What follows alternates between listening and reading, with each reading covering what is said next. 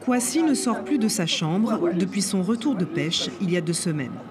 Ses mains, son visage et ses parties génitales portent de sévères brûlures qui l'empêchent de se tenir debout.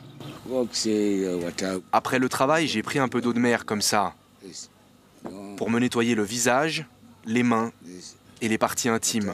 Le lendemain, j'ai constaté ces brûlures sur le corps.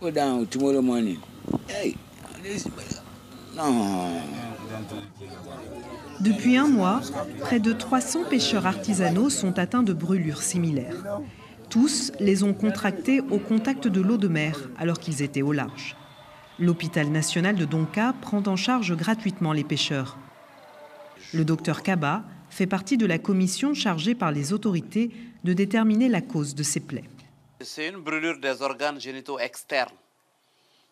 Donc c'est au moment où il se mettait à l'aise, il a pris l'eau de mer, il s'est nettoyé avec. C'est une brûlure comme une brûlure ordinaire, une brûlure pas eau chaude, c'est une brûlure ordinaire. La seule spécificité, c'est parce que c'est un agent chimique dont on n'a pas su encore. Essentiellement, c'est sa nature. Sinon, ce n'est pas du tout une maladie, il n'y a pas de problème de virus, il n'y a pas de problème de bactéries, ce n'est pas du tout contagieux. Beaucoup supposent que des navires ont déversé des produits toxiques en haute mer.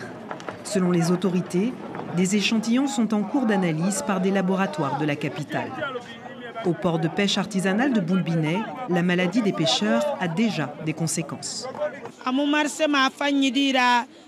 Actuellement, on vend très peu. C'est difficile de se procurer du poisson. Les pêcheurs ont peur d'aller en mer.